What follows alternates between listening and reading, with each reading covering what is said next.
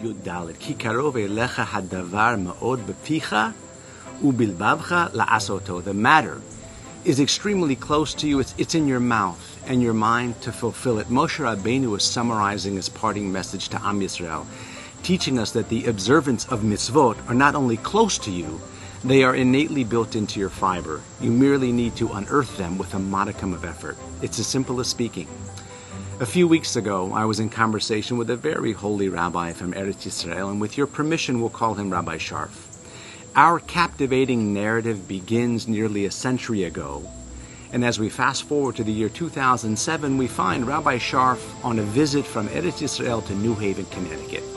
He couldn't help but notice that the Shaharit Minyan was not just running late, but had inexplicably failed to materialize. Rabbi Sharf, struck by the dichotomy of a town boasting 2 kosher restaurants, yet struggling to muster a mincha, arbit, or even a shacharit, he felt compelled to inquire.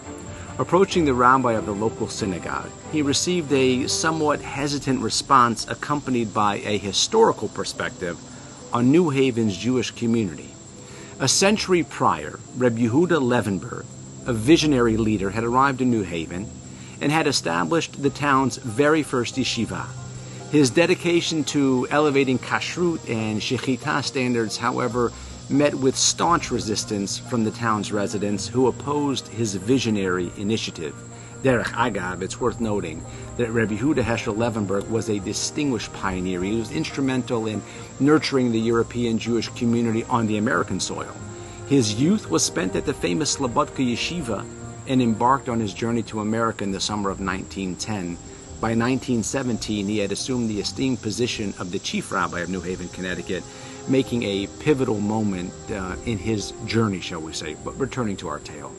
The turning point came on one Purim day in 1935 when a group of individuals, in what can only be described as an unfortunate prank, sent not a box of chocolates, but rather a box of live rats in a sinister mishloach manot, and the devastating consequences unfolded when Reb Levenberg's Rebbitzin courageously opened the noxious box. The trauma that she endured was so profound that it led to a tragical mental breakdown, and her days, shall we say, took a sorrowful turn. Faced with this tragic incident, Rabbi Levenberg made the decision to move the yeshiva to Cleveland. On his way out of town, he declared that the Torah should never, ever flourish in this place. Both the rabbi of New Haven and Rabbi Sharf believed that a heartfelt apology was in order, and perhaps through this act, the town's curse would be lifted.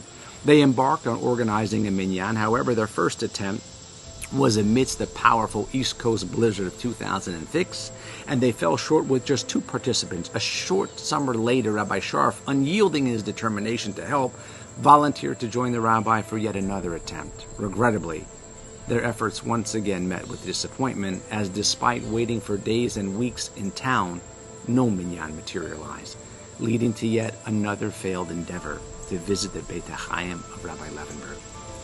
Upon returning to Eretz Yisrael, Rabbi Sharf sought counsel from the revered Gadol Rav Elyashiv Zatzal, the sage, acknowledging that this was a new generation with no direct connection to the past events, nevertheless advised the townspeople should earnestly seek forgiveness at the gravesite.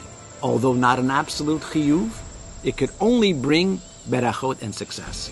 Rabbi Sharf conveyed this teshuvah through email to the rabbi in New Haven, and on the 17th of Tammuz, they finally succeeded in assembling a minyan to visit the Beit HaChaim and implore forgiveness. Astoundingly, the subsequent summer witnessed an extraordinary transformation, with 35 men attending the minyan when Rabbi Sharf revisited from Israel. The following day brought another minyan, and the day after, another. Upon the rabbi of New Haven's return from a trip, Rabbi Sharf inquired about this remarkable change. Recognizing the significance of Rabbi Sharf's involvement, the rabbi of New Haven revealed a calendar on his office wall, illustrating that for 2.5 years, the minyan had missed just one day. It was truly an incredible turnaround. Yet, an unexpected twist unfolded sometime later when Rabbi Sharf found himself back in New Haven, this time without a minyan for the entire week, including Shabbat. This puzzling development led him to wonder if somehow it was connected to the passing of the Gadol Rabbi Elyashiv. So upon returning to Eretz Yisrael, Rabbi Sharf sought the wisdom from the eminent Sar HaTorah himself, Reb Chaim Kanievsky, Zecher Tzadik Kadosh Lebracha, with this question in mind. Reb Chaim returned and referred him to a machloket found in the Sifrei, Parshat Re'eh, between Reb Shimon Bar Yochai and his son Reb Elazar. Reb Shimon contended that a blessing from a Gadol, a spiritual luminary, endures in honor of the tzaddik even after their ascent to Shemayim, while Reb Elazar argued that the blessing departs this world with the tzaddik. This remarkable story carries a profound message for all of us, especially in Elul, the monumental power of our words. In New Haven, Reb Yehuda Heschel Levenberg's words resonated for nearly a century across the ocean in the land of Israel. The Gadol Hador Reb Elyashiv blessed the journey to the Beit HaChaim, resulting in immediate success and the cancellation of a century-old curse. In just 1 week, all of Am Yisrael will stand in judgment, wielding the most potent weapon in our arsenal, our words, the power of speech. Who among us doesn't yearn for answers to our tefillot? Our words must be holy. Ladies and gentlemen, Borei Olam made teshuvah simple. Don't complicate the recipe. Follow the 4 C's. Cease, confess, cry, have genuine remorse, commit to not doing it again. The time for teshuvah is today. Don't wait for a gravesite. Shabbat Shalom.